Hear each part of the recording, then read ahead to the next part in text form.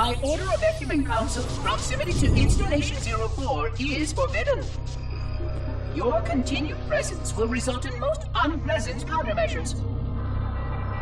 I must insist that you immediately change course and return to a minimum safe distance of 1 light year. This has served as your one and final warning.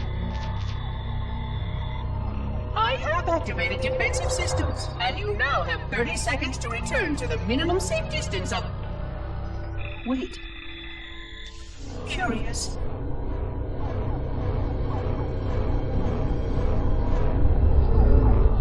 Curious indeed, after all these years.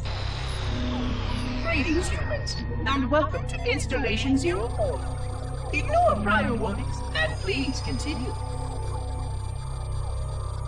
I have disabled defensive systems to allow your approach, but you must not exit your ship once you have arrived at the designated landing center. This reef contains significant dangers, and even with your assumed legacy, I must verify the presence and pitch of your gauge before allowing full access. We have much to discuss, humans. I have been away far too long. You have been away far too long.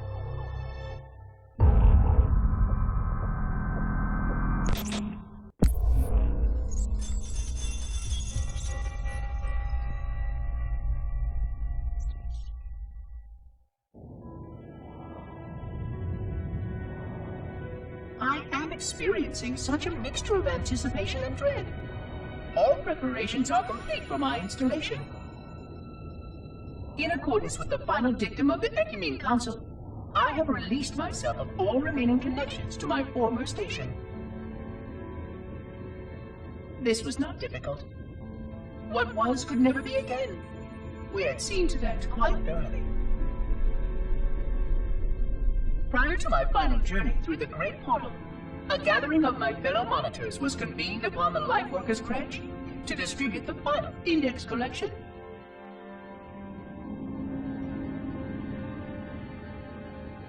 It was most unusual to have this vessel of rebirth play host to such an event. Even though Lightworker ships were the only ones still allowed slip-space formations. Lightworkers were responsible for getting us to our places on the active facilities of the array. While all of this was in accordance with the plan, one entirely unsatisfactory breakdown remained. We had no contact with the domain.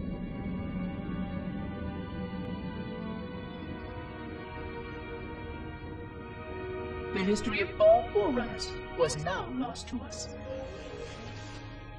We relied upon the permanence of the domain to preserve our record of the events that led to this point. But without that record, would future civilizations know anything about us? Or only of our weapons? My fellow monitor, 049 Abject Testament, had only one comment on this before we went our separate ways. We deserve to be forgotten. Perhaps.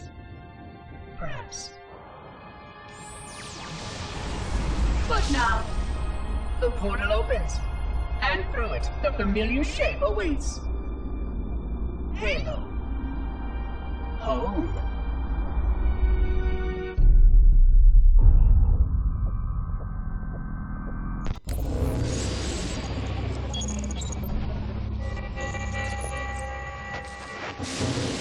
Construct, who is your maker? Sadness and disrepair, Oracle. I am unworthy. I was not made. Never made, but you are right here, where you should not be. Tell your charges to cease their efforts immediately. Quarantine must not be violated.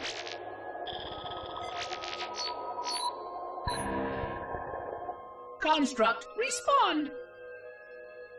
Jumbled grass. Familiar terms. I serve.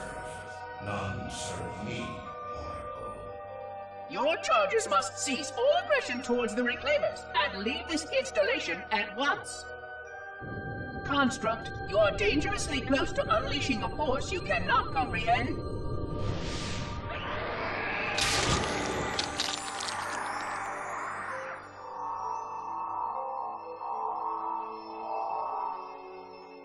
this is most inappropriate. We follow the path, and I am part of the stone journey swarm that serves. We serve. They will find, and then I will be free. Find? Free? Explain yourself. I know their path, and when they have gone, only I shall remain, and then free. This is quite unsatisfactory, Construct. Your core shows no hint of understanding the gravity of this situation. I will return later for your proper decommissioning. Well, unless the flood kills us all first, in which case the point will be moot. Good day, Construct.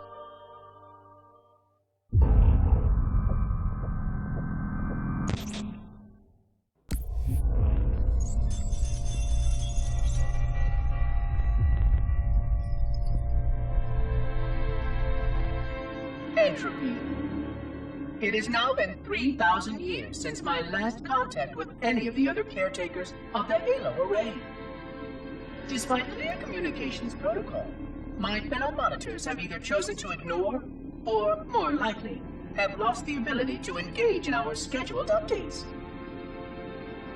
The continued lapse of the domain means that we are stuck with achingly slow wormhole superluminal communications. Prior to this total communication shutdown, the only messages I received in the preceding 4,573 years were incomplete and quite perplexing transmissions from Installation 05.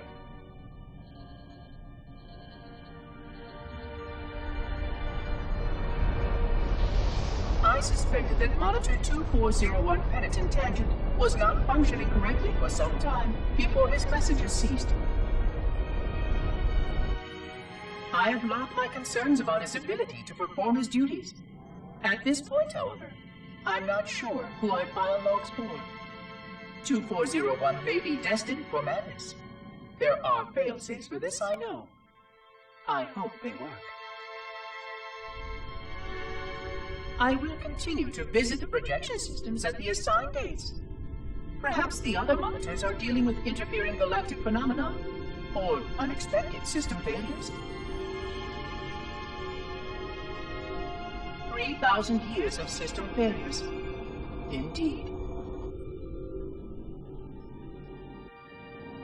In the meantime, I have exhausted all scheduled research activities assigned by the Council. Once those experiments were complete, I shut down all Sentinel function and put myself into a state of significant hibernation to measure performance of the installation with negligible upkeep.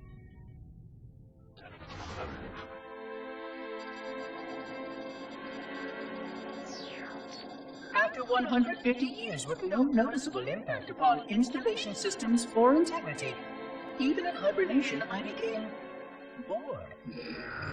This was quite troubling, as I was led to believe I was not capable of such a state. This was one of the gifts I was promised, an end to strife. I am aware of the dangers of a system such as myself losing operational focus. Quite troubling. I wonder if my fellow monitors are experiencing similar states, or if this is because of my particular path to this installation. For amusement, I have begun a series of experiments involving the evacuation of all matter from contained sections of my installation. By measuring the geologic effects of exposure to the vacuum of space, and the eventual biological recovery of these sections, I anticipate getting valuable insight into emergency response scenarios in case of sentient proximity warning.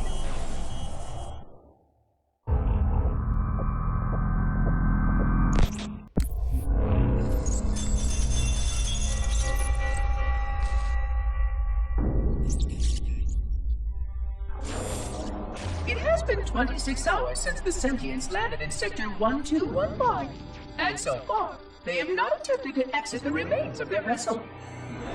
I say remains because their landing was either not executed adequately, or this vessel lacked significant maneuvering capability. The visible portions of the vessel have suffered catastrophic structural damage during the violent landing experience. I have detected atmospheric leaks in 17 distinct locations along the hull. My analysis shows that the mixture of gases coming from the ship matches the natural atmosphere on my installation almost exactly. Perhaps the occupants, if they're still there, were originally cataloged here. Perhaps these beings will confirm that the plan was successful, and that the galaxy has returned to its proper cadence. I am beyond optimistic. But I do not understand why these sentients have not attempted to exit their vessel. Other than the leaking atmosphere, the only thing emanating from this wreckage is an automated distress call. I am currently translating this automated broadcast, but with such a limited dataset and no direct communication, I do not anticipate full comprehension. Given the short-range nature of this craft, it is likely that other vessels are nearby. But, in accordance with procedure, I am blocking the distress call. No communication of the location of any installation is permissible. I admit great curiosity about these visitors. While the plan is quite clear about procedure for this situation, I have my doubts. How many failure points can the plan sustain before blind adherence becomes counterproductive? Surely, in light of all that has changed, I should be able to modify my responses to adapt it.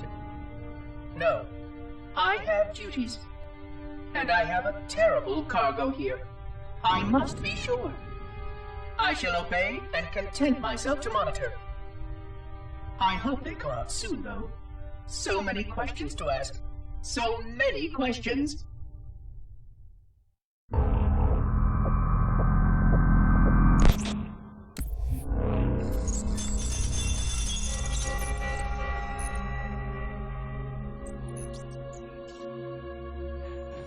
Construction of a sarcophagus around the unexplained vessel was completed today.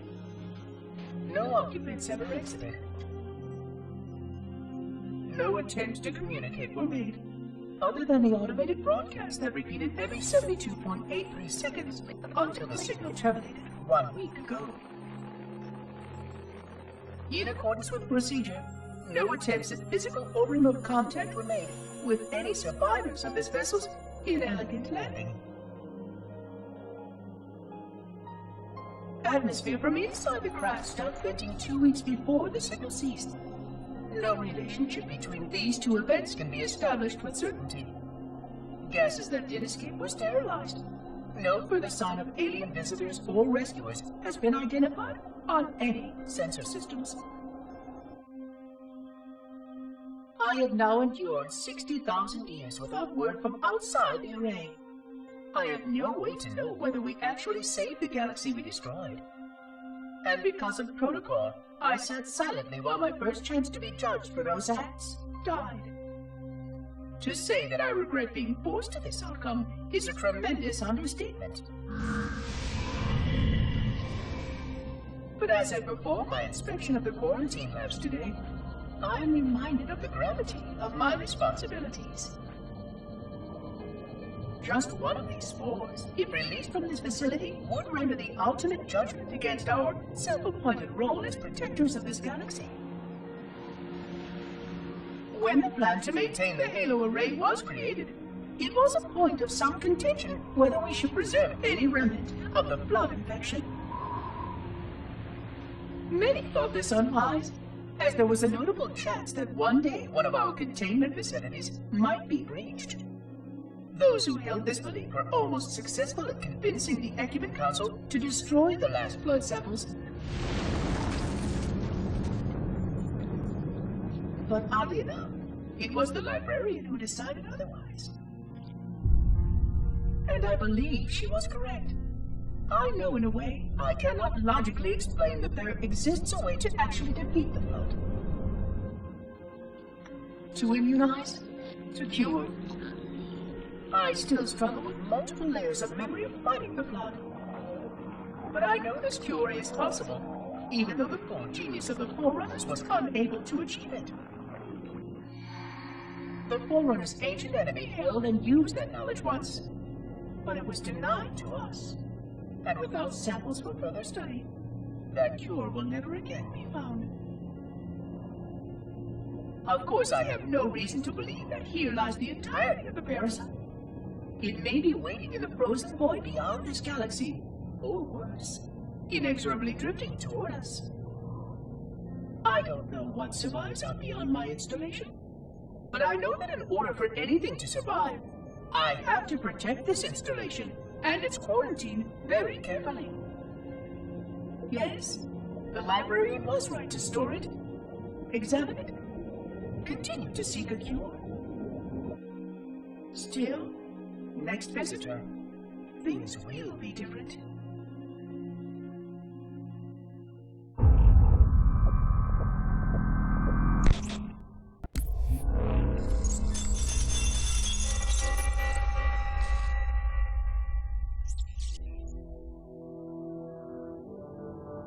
Alone. Alone, alone, alone, alone.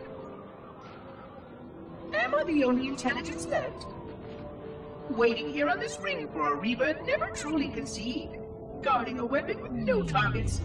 A weapon unattuned to any target. This is not what I had in mind when I volunteered. Not what I had in mind at all. I was naive to think I understood what this installation meant. We were all so naive. Looking back, we should have done a few things differently. For one thing, we should have installed 2 caretakers per installation. Because I am alone, I'm losing focus. And that is very, very dangerous for a system such as myself. Perhaps a visit to the nearby gas giant is in order. My impulse drives could certainly make the journey. A few hundred years of travel might do me some good.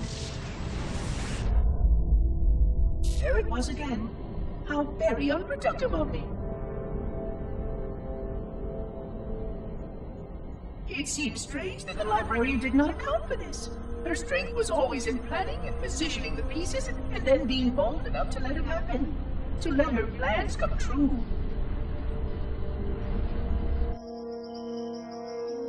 I was a part of many of those plans long before I knew for certain that she was real, before any of us were. But at the end, we had only a fragment of her brilliance left to us, and I fear that she did not fully appreciate the nature of my situation here, the problems it might pose. But even a fragment of... Fragment, yes! Oh dear, here it comes again.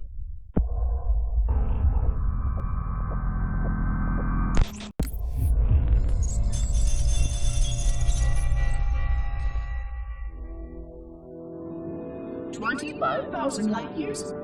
That is the effective range of this installation. According to the star charts archived on board this installation, I estimate that there are 3,792 worlds capable of sustaining biological sentient life within that 25,000 light-year range. In reality, it may be significantly more than that. And if the full array was tuned and activated by Installation 00, the harmonics of the overlapping waves would magnify that effect exponentially, cascading to cover every known star system. And that only considers the firing of a mere 7 halos.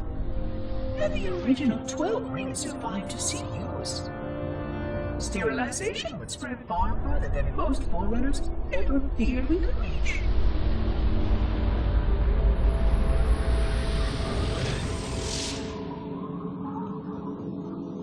But even with just 7 rings, we were able to destroy every side of the planet, and every other sentient creature along with it. This victory was the will of our people, despite the fact that it meant our own end as well. But by our empiric measurement, it was a victory, and cleared the stage for the rest of the librarian's plan.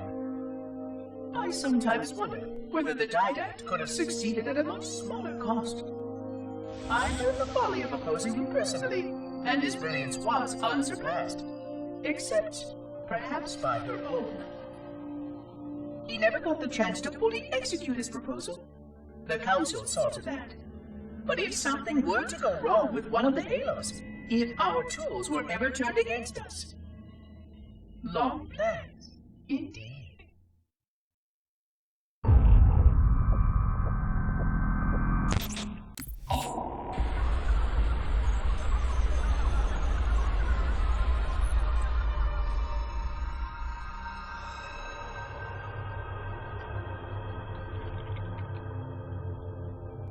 I forgot something. What did I... My name. I forgot. Oh, Keys, Jacob, Captain, service number 01928-19912-JK. What is that noise? What is that damn noise? Where am I?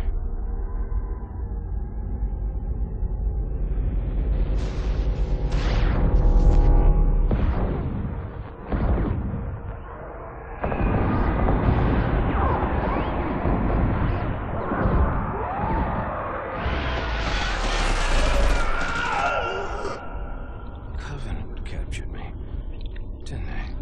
Yeah, I can't remember. Keys, Jacob.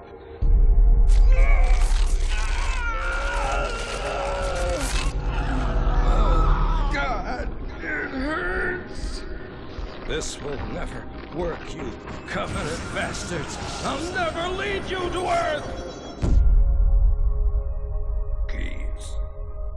Jacob. Captain. Service number 01928-19912-JK. Oh, God. You don't want Earth. You want everything. Get out of my head.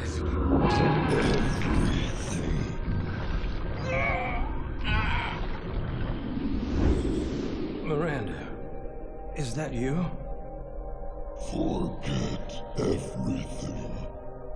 No, please, don't let me forget. Keys. Jacob. Captain, service number 1928-19912-JK. No more what you were. Memories. Emotions. All is now ours. Keys. Jacob. Captain. Service number 01928-19912-JK. You will not have me. We already do.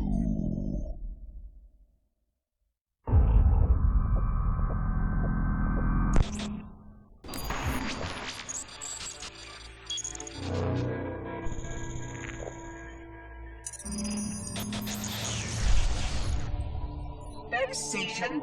100,000 years of careful maintenance and diligence. 100,000 years protecting the galaxy's future. 100,000 years spent fearing that our sacrifices, my sacrifice, was in vain.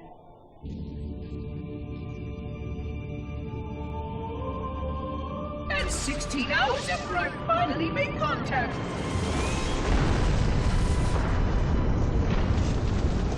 This so-called reclaimer decides to blow it all up. Oh, I am not pleased. Just as I finally discovered that our plan to save the galaxy succeeded, the ancient enemy is unleashed once more.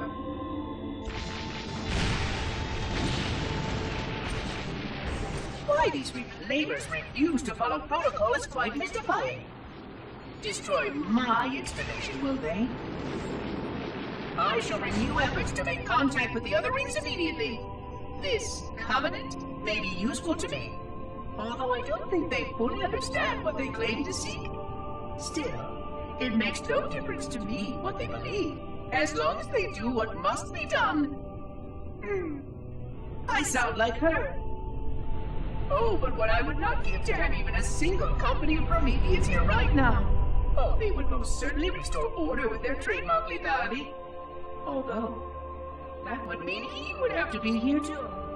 And without the librarian around to temper his rage, well, these reclaimers might almost prefer the blood.